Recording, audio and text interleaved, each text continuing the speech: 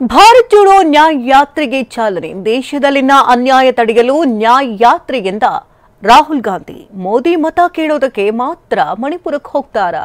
ಇದೆಲ್ಲವನ್ನ ನೋಡೋಣ ಸಮಗ್ರ ನ್ಯೂಸ್ ಟಾಪ್ 9 ನಲ್ಲಿ. ಕಳೆದ ವರ್ಷ ಕನ್ಯಾಕುಮಾರಿಯಿಂದ ಕಾಶ್ಮೀರದವರೆಗೆ ಯಾತ್ರೆ ಮಾಡಿ ಗಮನ ಸೆಳೆದ ರಾಹುಲ್ ಗಾಂಧಿ ಇದೀಗ ಮತ್ತೆ ಅದೇ ಹುರುಪಿನಿಂದ ಯಾತ್ರೆಯ ಎರಡನೇ ಭಾಗವನ್ನ ನಿನ್ನೆ ಆರಂಭಿಸಿದ್ದಾರೆ. ಈ ಬಾರಿ ಪೂರ್ವದಿಂದ ಪಶ್ಚಿಮಕ್ಕೆ ಬಸ್ ಹಾಗೂ ಕಾಲ್ನಡಿಗೆ ಮೂಲಕ ರಾಹುಲ್ ಗಾಂಧಿ ಯಾತ್ರೆ ಆರಂಭಿಸಿದ್ದಾರೆ. ಇದೀಗ ಜನಾಂಗೀಯ ಗಲಭೆ ಪೀಡಿತ ಮಣಿಪುರದಿಂದಲೇ ಭಾರತ್ ಜೋಡೋ ನ್ಯಾಯ ಯಾತ್ರೆಯನ್ನ ಆರಂಭಿಸಿದ್ದಾರೆ. ಭಾರತ್ ಜೋಡೋ ನ್ಯಾಯ ಯಾತ್ರೆಗೆ ಮಣಿಪುರದ ತೌಬಲ್ನಲ್ಲಿ ಎಐಸಿಸಿ ಅಧ್ಯಕ್ಷ ಮಲ್ಲಿಕಾರ್ಜುನ ಖರ್ಗೆ ಚಾಲನೆ ನೀಡಿದ್ರು. ಈ ಯಾತ್ರೆಗಾಗಿ ಸಿದ್ಧಪಡಿಸಲಾಗಿರುವ ವಿಶೇಷ ಬಸ್ ಏರಿ ಜನರಿಗೆ ಕೈಮುಗಿದು ಖರ್ಗೆ ಹಾಗೂ ರಾಹುಲ್ ಯಾತ್ರೆ ಆರಂಭಿಸಿದ್ರು.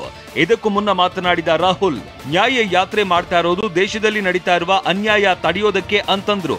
ಜೊತೆಗೆ ಕೇಂದ್ರದ ವಿರುದ್ಧ ವಾಗ್ದಾಳಿ ನಡೆಸಿದ್ರು.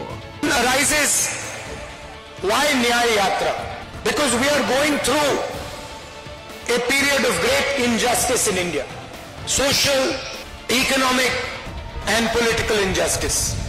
Injustice against the people of Manipur, the traditions of Manipur, but also injustice across the nation.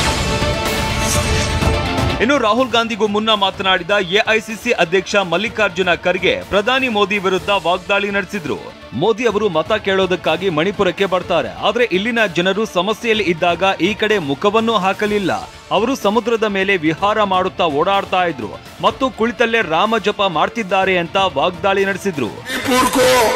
Modi ji ಆತೆ ಹೈ ವೋಟ್ ಪೂಛನೆ ಕೆ ಲಿಯೆ, ಲೇಕಿನ್ ಜಬ್ ಮೋದಿ ಜಿ ಯಹಾं के लोग मुसीबत में है तो उस वक्त इधर मुंह नहीं दिखाते, वो समंदर के ऊपर शहर करते फिरते हैं और बैठे जगह जप करते बैठते हैं राम राम राम राम.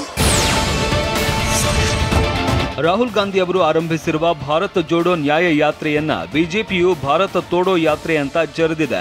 ಹಿಂದೆ ಕಾಂಗ್ರೆಸ್ ನೇತೃತ್ವದ ಸರ್ಕಾರಗಳ ಆಡಳಿತ ಇದ್ದಾಗ ಜನರಿಗೆ ಆಗಿದ್ದ ಅನ್ಯಾಯಗಳನ್ನ ಸರಿಪಡಿಸುವ ಕೆಲಸವನ್ನ ಮೊದಲು ಮಾಡಬೇಕು ಅಂತ ಬಿಜೆಪಿ ಹೇಳಿದೆ. ಕಾಂಗ್ರೆಸ್ನಲ್ಲಿ ನ್ಯಾಯ ಸಿಗದ ಕಾರಣಕ್ಕೆ ಆ ಪಕ್ಷವನ್ನ ತೊರೆದ ನಾಯಕರ ಪಟ್ಟಿ ದೊಡ್ಡದಿದೆ ಅಂತ ಕೇಂದ್ರ ಸಚಿವ ಅನುರಾಗ್ ಠಾಕೂರ್ ಅವರು ವ್ಯಂಗ್ಯವಾಡಿದ್ದಾರೆ. ಲಕ್ಷದ್ವೀಪಕ್ಕೆ ಪ್ರಧಾನಿ ನರೇಂದ್ರ ಮೋದಿ ಭೇಟಿ ನೀಡಿದ್ದು ದ್ವೀಪ ರಾಷ್ಟ್ರ ಮಾಲ್ಡೀವ್ಸ್ ಬುಡಕ್ಕೆ ಬೆಂಕಿ ಬಿದ್ದಂತಾಗಿದೆ. ಭಾರತ ಹಾಗೂ ಪ್ರಧಾನಿ ಮೋದಿಯನ್ನ ಕೆಣಕಿ ಪಡಪಾರದ ಪಾಡು ಪಡ್ತಾ ಇರುವ ಮಾಲ್ಡೀವ್ಸ್ ಇನ್ನೂ ಬುದ್ಧಿ ಕಲಿತಂತೆ ಕಾಣ್ತಾ ಇಲ್ಲ. ಪ್ರವಾಸೋದ್ಯಮಕ್ಕೆ ಪೆಟ್ಟು ಬಿದ್ರೂ ಇನ್ನೂ ತನ್ನ ಮೊಂಡಾಟವನ್ನ ನಿಲ್ಲಿಸ್ತಾ ಇಲ್ಲ. ಚೀನಾದ ಜೊತೆಗೆ ಕೈಕುಲುಕಿರುವ ಮಾಲ್ಡೀವ್ಸ್ ದುರಹಂಕಾರ ಮೆರಿತಾ ಇದೆ. ಭಾರತವನ್ನ ಮತ್ತೆ ಕುದಿಯುವಂತೆ ಮಾಡಿದೆ. ವಿಷಯ ಏನಂದ್ರೆ, ಚೀನಾ ಜೊತೆ ಕೈ ಜೋಡಿಸಿರುವ ಮಾಲ್ಡೀವ್ಸ್ ಇದೀಗ ಭಾರತವನ್ನ ಮತ್ತೆ ಪ್ರಚೋದಿಸಿದೆ. ಸದ್ಯ ಮಾಲ್ಡೀವ್ಸ್ ನಲ್ಲಿ 88 ಭಾರತೀಯ ಸೇನಾ ಸಿಬ್ಬಂದಿ ಇದ್ದಾರೆ.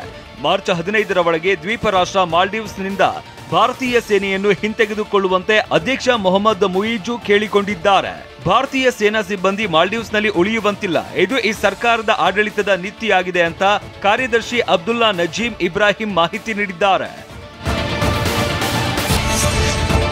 ಮಾಲ್ಡೀವ್ಸ್ ಮತ್ತು ಭಾರತವು ಸೈನ್ಯವನ್ನ ಹಿಂತೆಗೆದುಕೊಳ್ಳುವ ಕುರಿತು ಮಾತುಕತೆ ನಡೆಸುವುದಕ್ಕೆ ಉನ್ನತ ಮಟ್ಟದ ಕೋರ್ ಕಮಿಟಿಯನ್ನ ರಚಿಸಲಾಗಿದೆ. ಮಾಲೆಯಲ್ಲಿ ಇರುವ ವಿದೇಶಾಂಗ ವ್ಯವಹಾರಗಳ ಸಚಿವಾಲಯದ ಪ್ರಧಾನ ಕಚೇರಿಯಲ್ಲಿ ಕಮಿಟಿ ಮೊದಲ ಸಭೆ ನಡೆಸಿದೆ. ಸಭೆಯಲ್ಲಿ ಭಾರತದ ಹೈಕಮಿಷನರ್ ಮುನು ಮಹಾವರ್ ಭಾಗವಹಿಸಿದ್ರು.